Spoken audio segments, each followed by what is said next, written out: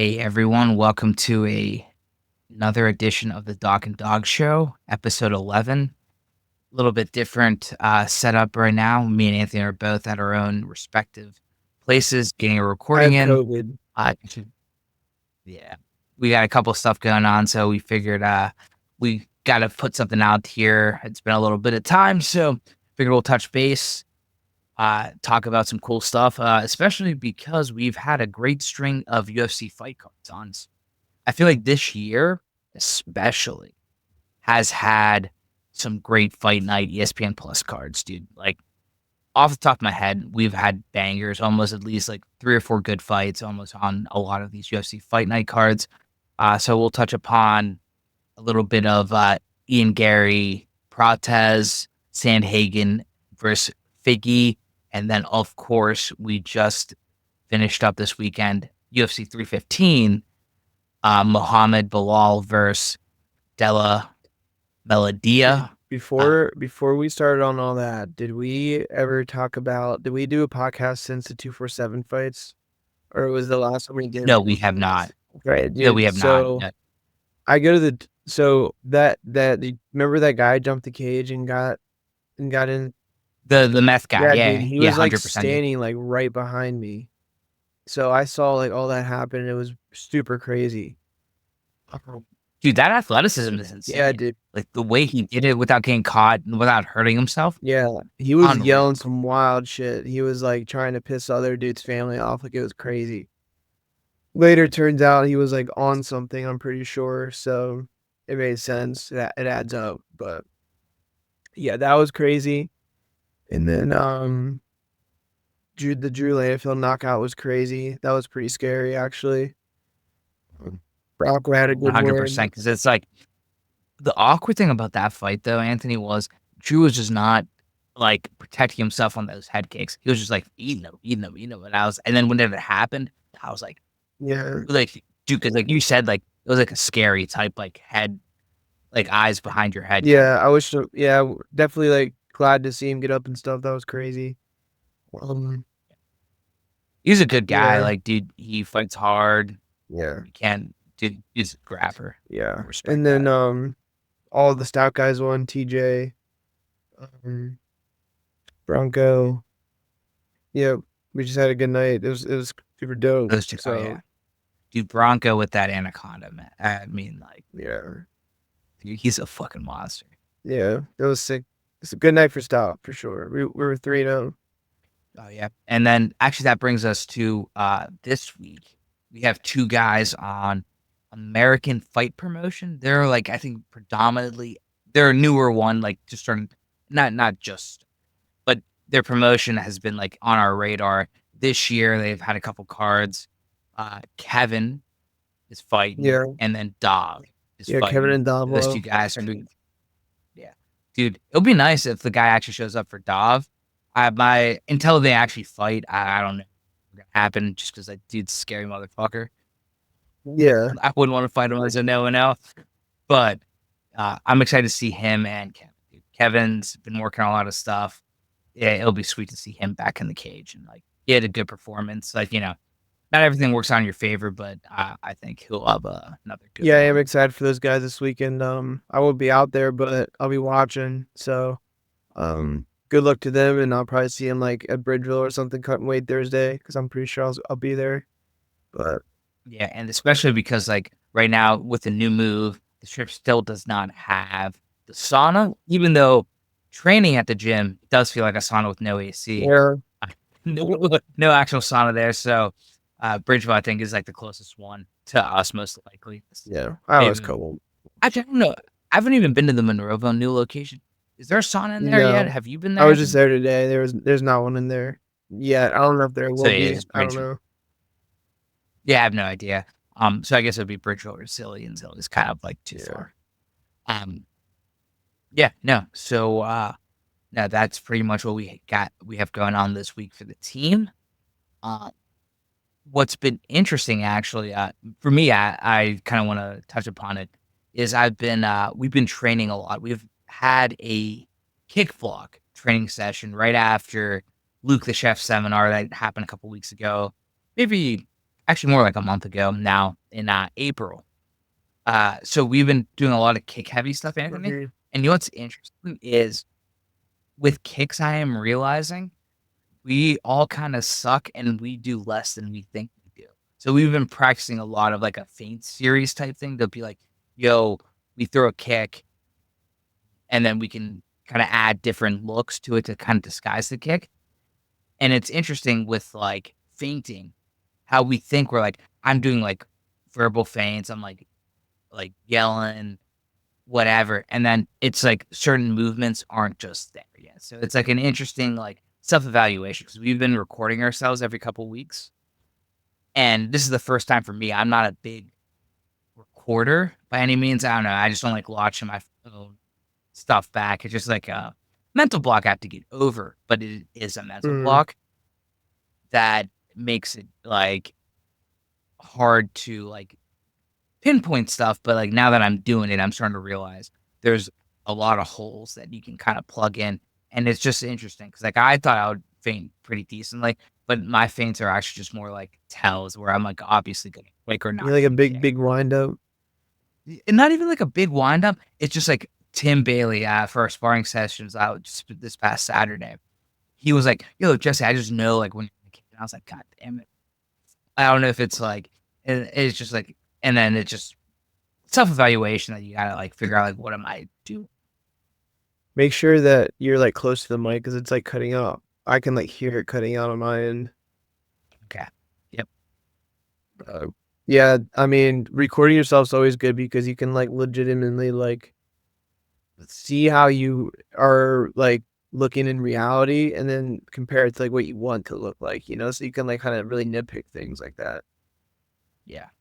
Especially in our group chat, we get a lot of good reels of like what we want to look at. Like specifically for the kick block, we were Coach Will put a reel of Sammy, who's like this 40-year-old like insane Thai fighter that's just still like beating on young Mhm. dudes, just like ripping speed kicks like no other for like form and like purposes of that. Yeah. So, but yeah, no, it's an interesting block. Like kicks are very like I'm on the camp of they're very important, underworked, and like underappreciated, but very dangerous at the same time because we're on one leg for everything. And then especially in MMA context, being on one leg isn't always like the best because you're just more susceptible to the takedowns and ground game of things. But some good body kicks or low kicks change the game a lot of the time. And Yeah. like that's what we see day in and day out. If like dudes are very good at it, they could take Yeah, advantage. I don't really realize it until I watch like the Thais like do like the 4 ounce Muay Thai and I see him kicking like they don't even care if that other dude's blocking them. They're just throwing it. Like, Oh yeah. They're like, yo, if I even if I hit their yeah. arms, who cares? Like whatever. And then we're starting to see it a little bit here and there in um MMA. It actually gives us a good segue because like with Ian Gary versus Carlos Prates, like that fight, like Carlos was a very good, he competed a lot in Muay Thai previously, so that's like his base. And like for a lot of fights, his go-to was just like, getting in with like a heavy left hand in southpaw and also like those body kicks. But Gary just knew that that was a part of the game and had a good game plan against it. Mhm. And I think he's like he knew to like change levels, go in and out, and just did a very good job. Like the takedowns, like for he didn't cement all of them, but the fact that the threat of the takedown was there kind of made Prates like second guess, like and not fully commit on a lot of the strikes that he should have fully committed. Yeah, he I made mean, what do you? Prates look like really hesitant. He was like shelling up a lot. And like kind of just letting Ian Gary like rattle off like 3 or 4 punches without returning anything. And Ian Gary just got ahead on the scorecards and like the pace of the fight doing that. So Yeah. I mean, it was, and But then like Prates came on in the later rounds and like put it on him.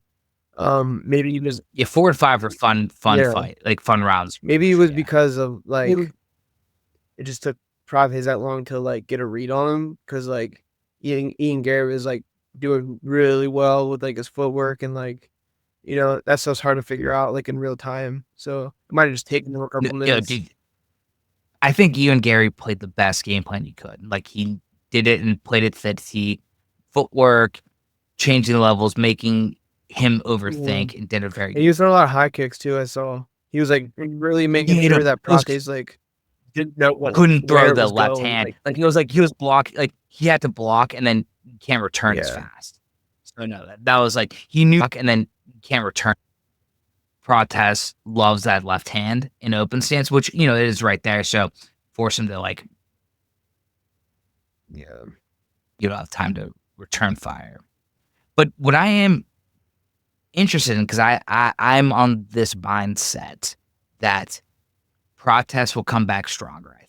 I think like this was a good learning experience for him, and he has a good skill set. Because like the one thing too was, it's not like Ian Gary dominated on the ground. So like I think Prates has a very good takedown defense game, and this is what he'll be able to like more evolve now and be like, hey, I actually didn't get put in this many bad spots. I should be more comfortable striking, knowing that I have the defense available, and like evolve from here. So I'm excited for his next fight, whoever it may be. I hope it's against someone that's similar to Gary, where like they're like an all-arounder or maybe even more of a heavy grappler, and go from there. I haven't looked at the rankings yet. What is Prates right now? Because like what would they do with him right now? I guess they could maybe Leon. Even Leon might be a good fight. That would just be a good fight. Yeah, no, for sure. I just saw Sean Brady's interview today. You got to do something with him. Maybe he's your fighting Gary. You see, the only issue is I don't think Sean Brady will like go down that. I think he thinks it's a title shot for him next. My thing is, I think it's like either Islam or Shavkat fights Jack next. I think it's going to probably be Islam, especially if UFC like is going to let it happen. Islam would be dumb to not try and take a second belt. I feel like that's what they're going to do. So it's funny with Prates, he's number 13 on the rankings as of like today. Okay. Some guys on top of him that would be interesting would be like Kobe Covington is number 9 still.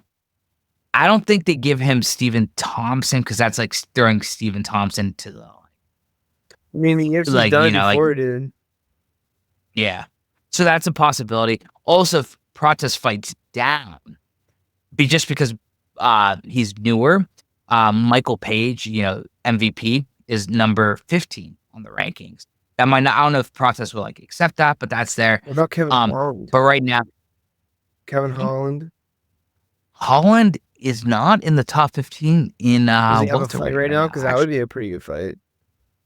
That would actually be fun to watch too. Yeah. Oh,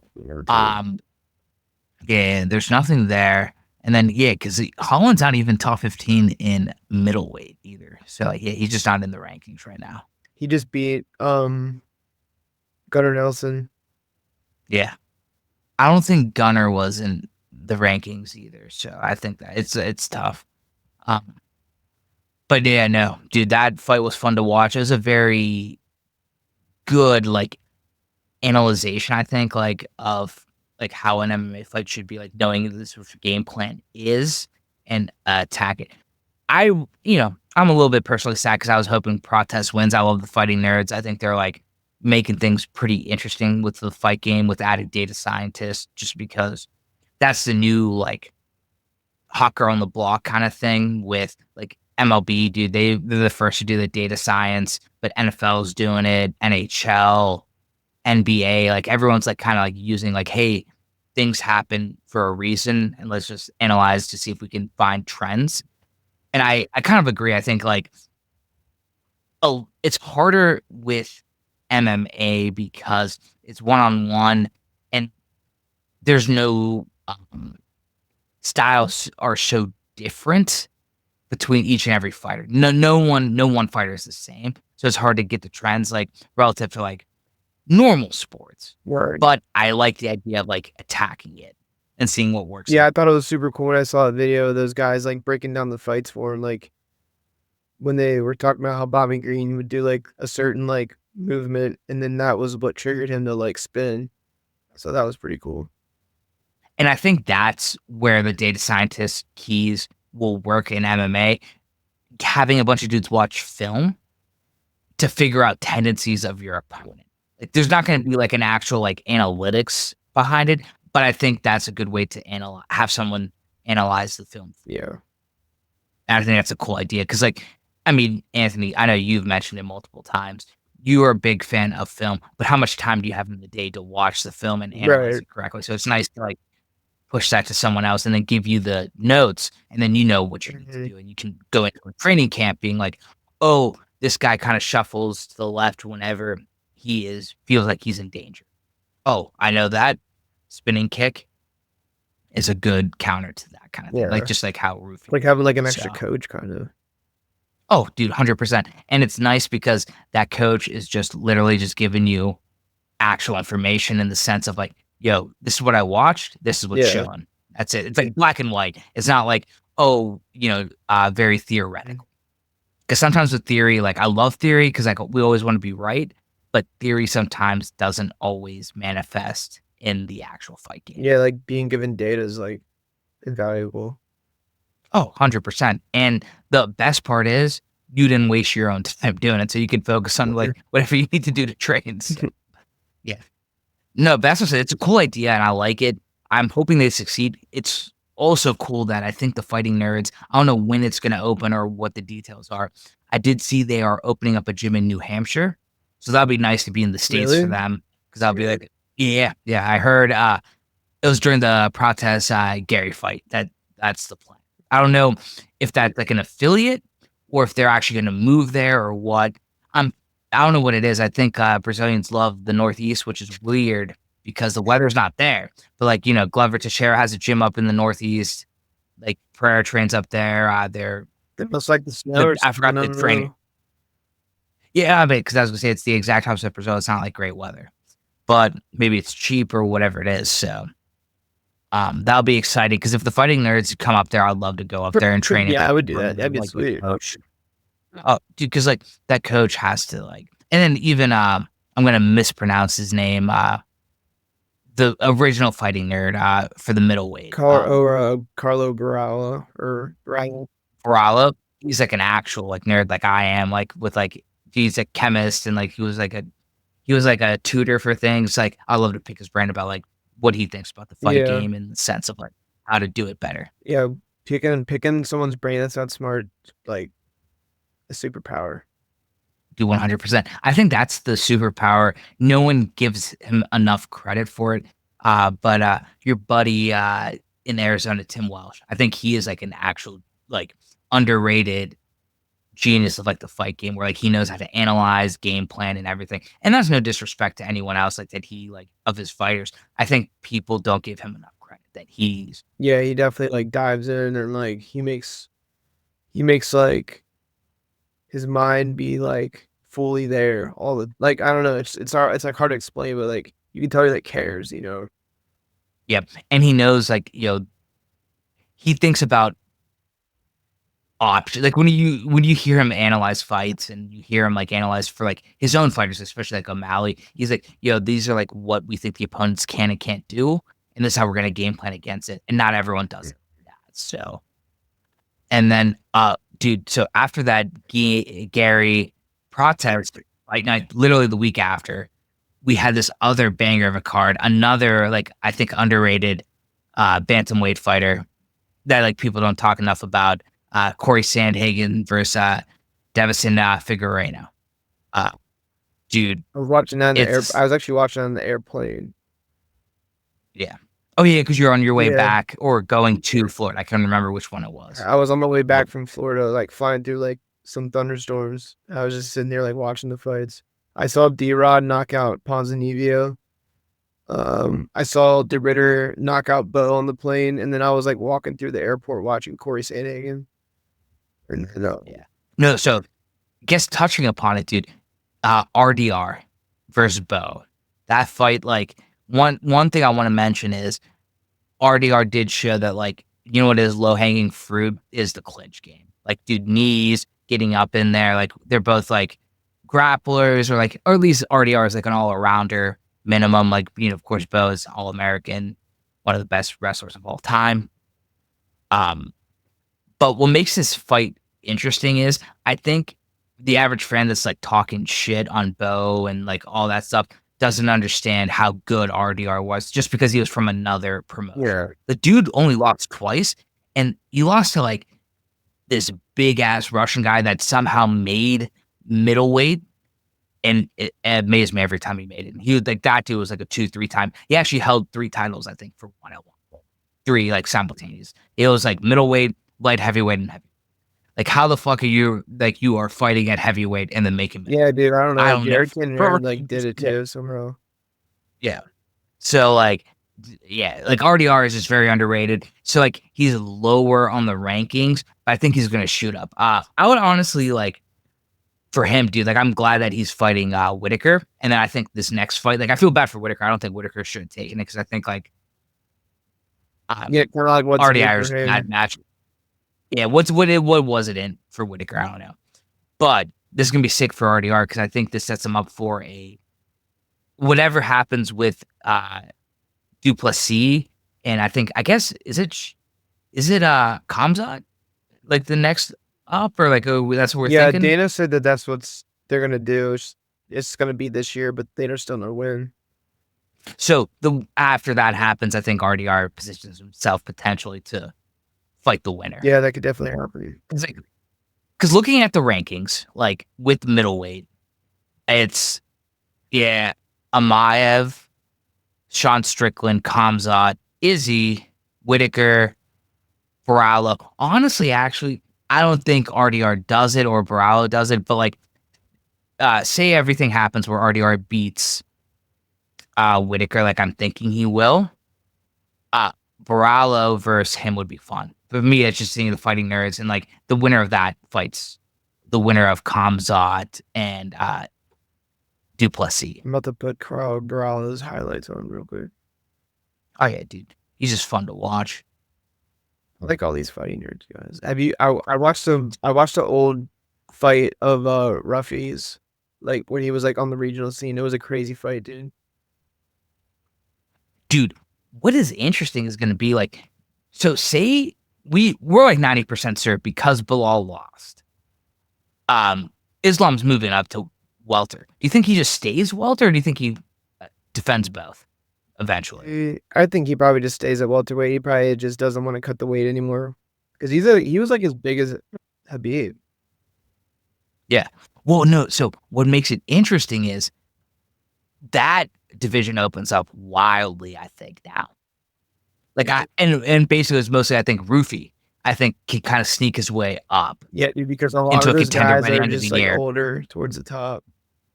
Yeah, dude, it's funny. Rufy is not top 15 yet, but like I could see him being even like for this past weekend in UFC 315, Benoit Saint Denis, like that's a fight that Rufy I think could take him. Like not there's any disrespect to Benoit, but like that's easy. Dude, Michael Chandler's 12, Fiziev is 11, Moicano, that would be a tough one. I think a little bit. He's like better than people give him credit for. He's number 10. Dariush is 9. Yeah, dude, these are just so many old people. Patty's finally 8. If I go to another tab, can you still see me? Yeah. Okay. You can still see me right now? Yep, you're good.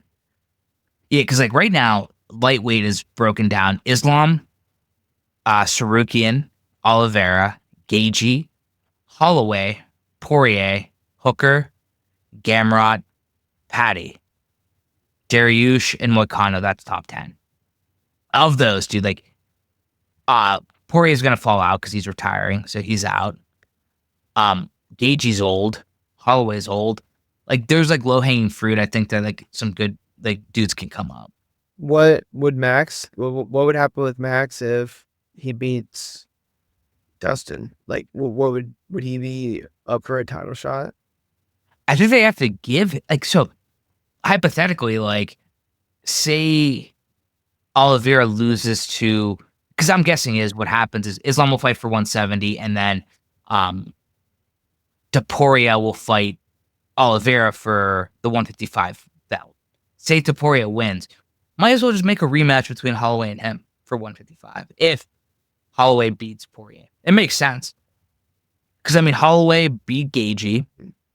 He's now fight Sarukian, and he hasn't fight Oliveira. But at the same time, Sarukian's in the doghouse, so he's not doing shit. So, like, you got to fucking grow a pair. And, like, when you bailed out the way he did against Islam without giving, like a definitive injury or, like, a definitive, like, dude, like, Dana's your boss. You got to, like, work with him. Like, if you're actually hurt, like... Yeah, dude, he doesn't no like one's gonna, like, fuck him over. Exactly. Like, dude, just be honest. Like, if you're hurt, and because that situation's still not, like, clear, it seems like he kind of bitched out. And I don't know if he did or not. I'm not trying to disrespect anyone, but because there's no one explained. Right. Like, we don't know. Yeah, no one, like, gave you any answers, so what else are you supposed to think? Yeah, exactly. And, like, I was excited for that fight, dude. Like, I know people, like, hate on Armin, but, like, I think Armin versus Islam would have been fun to watch. Well, So that's what I was kind of like, and it's no offense to Moicano, because Moicano took it, like, last minute, but, like, it was kind of an anticlimactic start to the new year of, like, a UFC card, like a numbered card. It was just like, well, could have like, been better. so I'm looking at the rankings right now. Why is Max still ranked at 145 if he's done there? Is he at both? Oh, yeah, dude, he's number 1 there, yeah. And at Taporia is still number 3. Yeah, why? They're just so bad at this shit, dude. Like, what Coach Mike and Coach Will say about this is so true, dude. Like, looking at this now, like, what the fuck? Yeah, these rankings don't even matter, dude. Yeah. Because, like, Evelaev, like, Mosvar should be 1 right now. He's easily the number 1 contender. Yair should be top 3. Yeah, because Max and Ilya shouldn't even be in there. They're just taking up a spot. Yep. Dude, you know what's actually kind of, like, low-key right now because of the changes, like, with Max and Ilya? Featherweight's kind of, like, ripe for the taking. I think, if... what's his name? Dude, I'm blanking now. The kid from Bellator, young, former wrestler, like, Mike and Will were talking about him. Fuck. He trains out in, John Jones's gym with, Six Gun Gibson. I don't know what you're talking about. What weight is he? 145. He's 145. Golden Glove champion and, like, elite wrestler. Man, I'm gonna be so mad at myself. Yeah, I have no clue what you're talking about.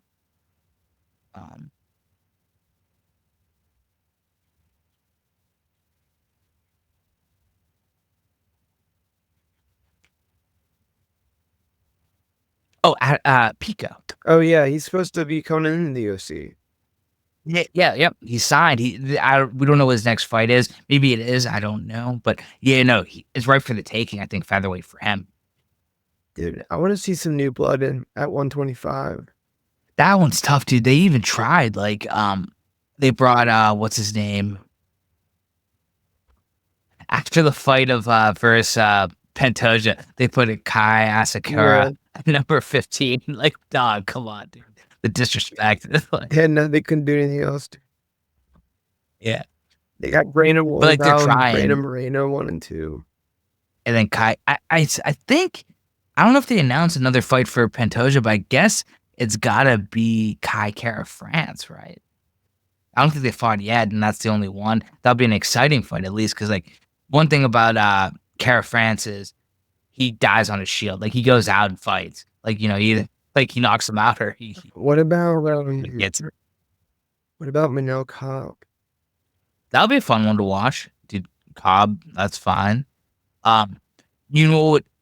It sucks because it's not there yet, but low key, if he continues on his trajectory, I think a Joshua Van, like, midway next year, like, in 1 year, like, say it was, like, right about June, has 2 more fights this year, maybe one, like, number 1 contender fight early next year, and then fights in June. Yeah, you can move up fast to flyweight too, so it doesn't take money. Yeah, he's fun to watch because he's kind of like a total package. Like, when his head is, like, on, because, like, sometimes I'm watching some of these Van fights recently, like, I've been a fan, but it's just like he's not playing his game sometimes, and you're like, oh, dude, what are you doing? But, like, he has a lot of the pieces. He's a very good wrestler for MMA at least, and then he has good striking. I don't know. I'm gonna text this to you because I don't want to say it out loud. Yeah, no, you're good. But texting. I know that this fight is happening.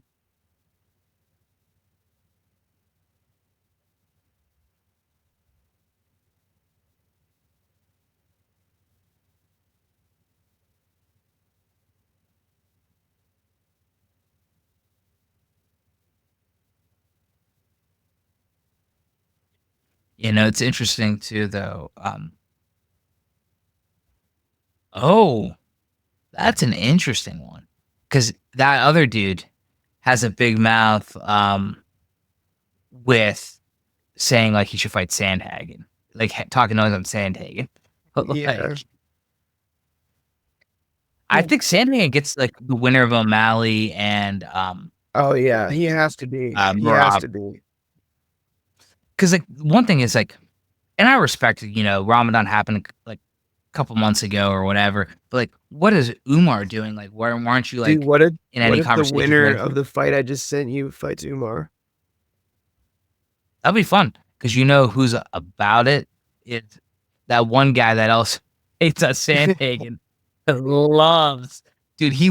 His day would be made if he just like said like I'm the real Russian and just beat Umar. Because the one thing is, I will say this, dude has shit luck for being an idiot. Like kneeing, the way he lost his title, Yeah, bro. I mean, like, it's a bad and then trajectory since fell then. completely downhill. Oh, dude, like his trajectory, Yeah. like hell. But the dude is a dog. Like, dude, we even have that one thing like in our own training. We have like that yawn movement for like changing stances and like attacking. Like Jan is a Yeah, dog. dude. He just He's is a dog. I aggressive. love to watch him fight. Oh yeah, 100%. Like, dude, as much as like I think Sandhagen deserves the title shot, actually wouldn't even hate it if they're like Sandhagen versus Jan. Like whatever, like dude, because like the bantamweight division is just full of bangers, dude. Like this is like not super accurate, but like dude, Merab, O'Malley, Jan, Umar, Sandhagen, Song Yadon, Figgy, dude, like even though he was an idiot in the 50-50, like he's still a dog fighter. Like he was like one of the best like 125ers, still killing it. Like Marlon Vera, Rob Font. Now it's starting to get kind of iffy. Like Cejudo's still there. More Batista's a young and up and like younger guy that's fun to watch. They have Jose Aldo, Kyler Phelps, Marcus McGee, Montel Jackson, Zahabi from UFC 315, like Faraz's brother. I'm excited to see what they do with him. Like he had a good fight against Aldo. Like Aldo's old, don't get me wrong. Like it's not that, but nothing to take away from Are Zahabi. these rankings not updated? I No, they're doubt not. it. Like, They still dude, belong as a champion. they're just super shitty about it. I don't know. I thought they would have updated by now. It's fucking maybe because it's Monday, but like who knows? I know Dana was saying that they're gonna do the With the like Facebook the meta AI rankings. Yeah. Like I think you can use AI and then have human eyes oversee it after. You know what I mean? Use it to get an idea and then just make your assumptions after. I don't know. It's interesting. Like, dude, right now we're having like the UFC is, I think, and maybe I'm being biased because I'm paying attention more than I ever have in recent years. This year has been fun to watch. Like a lot of cards have been good. There's a lot of exciting fights. It's just like I think the talent's finally like just like overall like the top 15 in any division's exciting. And you could even say bring it down, like even though we don't have rankings, even top 20. Like the dudes that are fighting for top 15. Yeah, Like, you got a lot of like heavily stacked, like talented cards right now. Like all the best fighters in the UFC, so they can afford to make all these cards just bangers. They can just pick and choose all these banger matchups. We had one of our boys, Izzy, doing a fight night. Like all these guys that we never would have thought done a fight night, they just like had it. Yeah. They headlined it. Dude, even like, and not that I'm biased on it, but like coming into UFC like 315 with Bilal versus Jack. They're like, oh, it's Shevchenko versus I'm gonna butcher her name, Manon. They're like, oh, dude, that card. They're just talking noise about this card, but what's both exciting fights were like the women's fights, dude. Like fucking Shevchenko put on a clinic just so, like, yeah, I don't give a fuck. I'm better than you. Like she just like handled that business. Yeah, like, I bet and it's on not her. that Manon like Manon won a couple rounds, but Shevchenko, no, even though she won like whatever round that like Manon won, I think I was like I can't remember exactly, but like it was she won 2 of like 1 through 3, I think. Like, she put a lot of pressure on early. Then Shevchenko like just killed Yeah, it she in the figured it out. championship rounds 4 and 5. But even Grasso versus and Natalia Silva, dude, that fight was a banger to watch. Yeah. Like Silva was just dog. I'm excited to see like I don't know if Silva gets the championship fight next, but like dude, her versus Shevchenko will be fun to Yeah, watch because they're both you like they're could, gonna honestly. Looking at these rankings, like, there's really no one else there. Like, she's fought Devchenko's fought. She's already fought Grasso. She's already fought Maiden Fiore. She fought Aaron Blanchfield. and then I think Jasmine, I'm gonna butcher her last name, Judah Vicious. Judah Vicious. She fights, I think they give her like Manon, maybe Grasso, whoever, like one of the two, because like you want to put her next. Like she might not get the championship fight this next fight, but she should be on the short list for this one. Maybe they can do Aaron Blanchfield, dude. She's on like a crazy winning streak. Yeah, honestly like the flyweight division is just fun to watch. Like both like even though there's not a lot of like competition for Pantoja on the guy side, that division, dude, they put out bangers. It doesn't matter who it is. And then for the women too, dude. Like those two fights in the main event, like were fun. Like I enjoyed those two fights even more than Benoit versus Kyle Prepolik or whatever. Like those ones like it was like the final four like Silva, Zahavi, Shevchenko, and like Jack Della Maddalena. Like those four were like great for a main card. Like they ended up performing well. Did you ever bet? It's interesting. I did not actually. I've been like taking it easy on the betting a little bit, like just having other stuff going on. But it was tough for me because like so my head was telling me Bilal, but my heart was like I'm a striker by heart, dude. I was like, dude, Jack, I think has it in him. So like that was like a tough one for me to like I couldn't like make the decision. I was all about Shevchenko. I will say this, I would have lost if I bet on because I was thinking Jose Aldo, King of Rio. I thought he would Dude, he pull it out. punted that dude in the head and he just took it. Yeah. That's what I said, dude. Zahabi is a fucking Yeah, dude, he didn't give a fuck. He didn't care if he got CT that night. Yeah. And then like Silva won like I thought, but the odds weren't like great, like because Grasso's too much of like a dog, and then Benoit won, and that it wasn't worthwhile like odd wise. So like the only ones that like I could have done like a parlay, and I was thinking about it was like a Jack Shevchenko like Aldo parlay, but I would have lost. It's like glad it took it easy on that one. I'm excited for June though, dude. I think we have some good ass cards coming up with like International Fight Week, and hopefully the odds will be. Hopefully it's. So I'm excited. Hopefully it's. What if they just still do Islam versus Taporia? I hope they do that. Dude, honestly, whoever Islam fights will be fun. Like, I will say this, and please give me your opinion on this, Anthony, too. Like, Jack came back hot. Like, because he had that injury, like, break. So, like, we haven't seen him fight for, like, a year or so.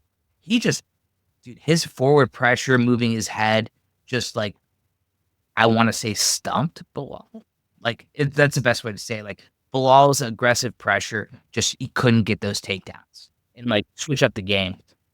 And this fight was just like, honestly, to me right now, this is what we're talking of like May 13th, was the best main event championship fight so far. Oh, for sure.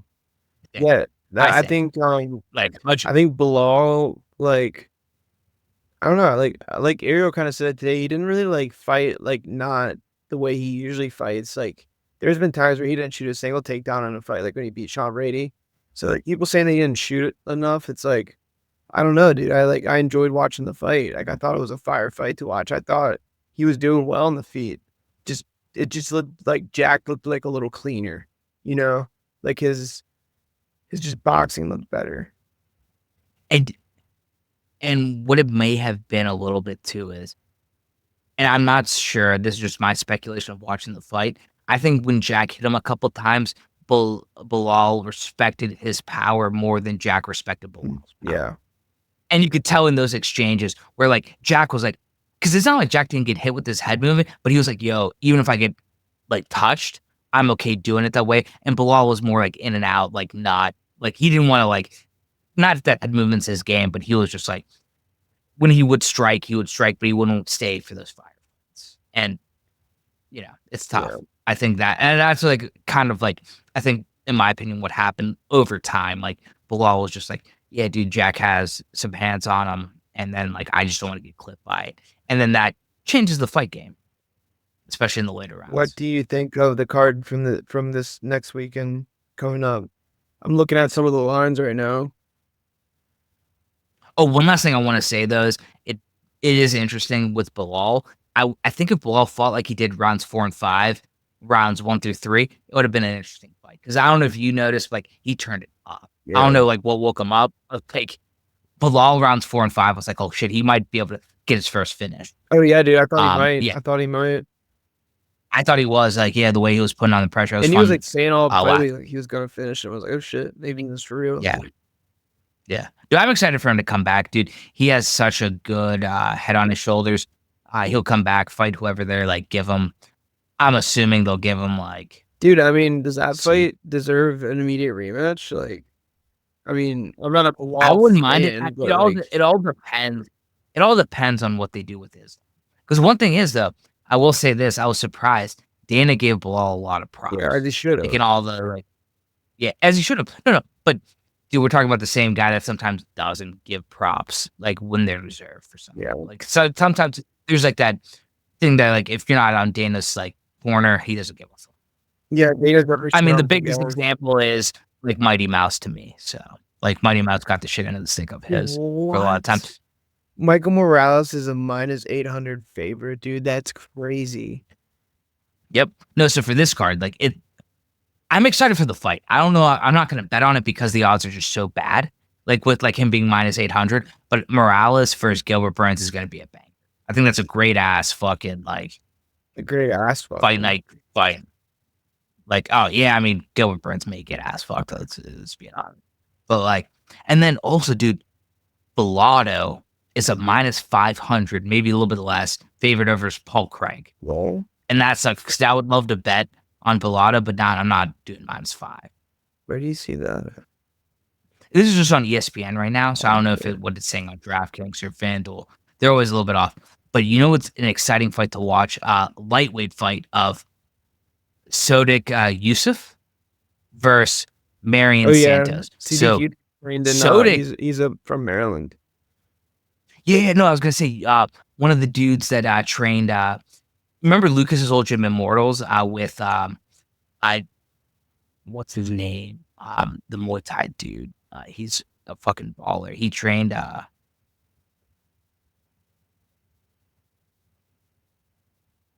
Let me pull up his name. Oh, Dorian.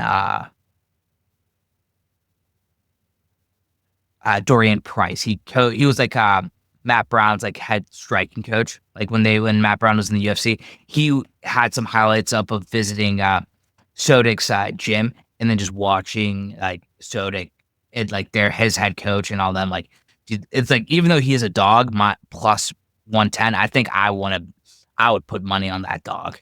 I think that's like my at plus 110 and whatever it is. As long as he's a dog, I think I would bet on that one because like Marion Santos is like very skilled. Young, like 24-year-old Yusuf's 31, all that stuff. But like, I don't know. I think Yusuf has just like the right training behind him. He's like, you mentioned. I mean, not really. The dude's 15-1. Yeah. The guy's 23 years old. Yeah, he's 24 years old. Wild. Yep. These guys are young. He's 16-1, actually. He has more fights than Yusuf. That's crazy. But I think it would make sense to look into how many of his fights are actually like in real promotions and how many were like in the back alleys of Brazil saying like, yeah, that's a pro fight. Yeah, true. That has to be looked at. I think I like this Hun Sung Park guy. He's 9-0 fighting this guy who's 10-4, and he's only a -155 favorite right now. So there's some good value on him. Oh, from Korea? Yeah. Oh yeah, dude. And it's a flyweight fight? Yeah. I would take him over Carlos Hernandez yet. You said it's -155. On DraftKings right now. Sure. Oh yeah, because that's what it's showing on ESPN too. I'll take that guy. And nothing's very big discrepancy. They're both like 5'7", 5'8", 66, 67 reach, 29, 31. Relatively close enough fight difference, like 14 fights to 9 fights. It's not that much of an egregious difference. Yeah, I think I'm gonna take that. That's a good And one. then I like Luana that one. Santos versus, I don't even know how to say her name. Tanyara Lipso. Lisboa. 2-0 in the UFC.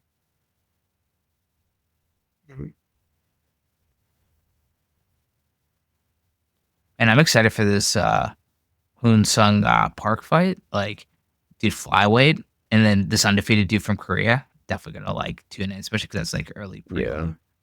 Or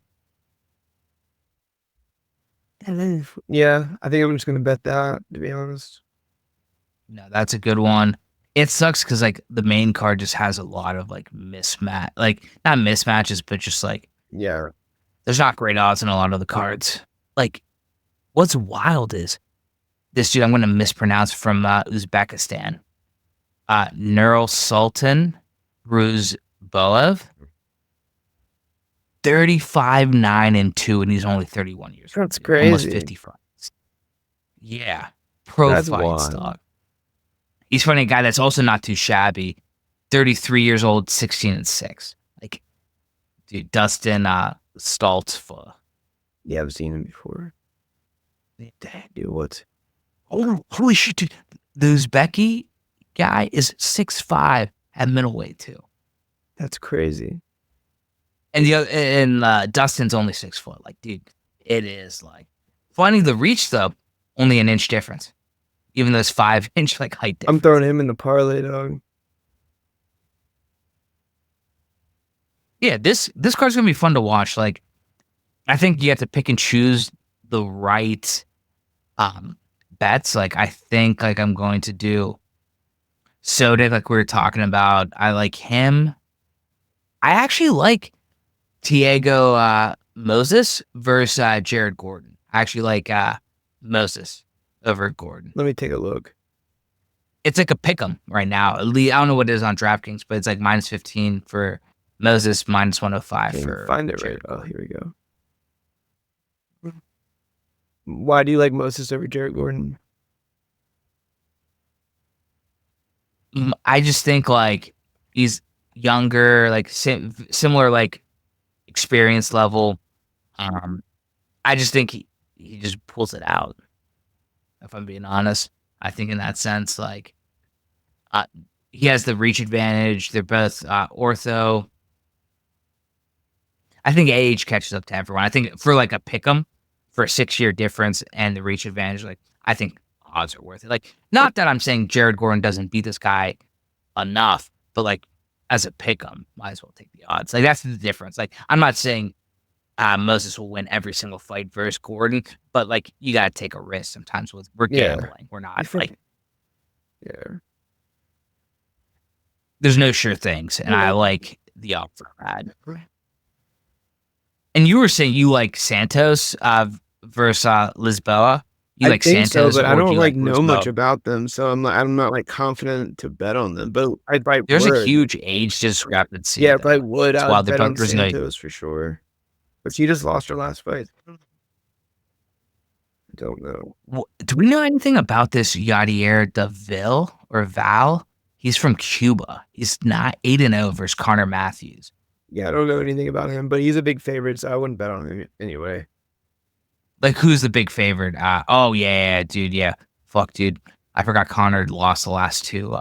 His last two fights.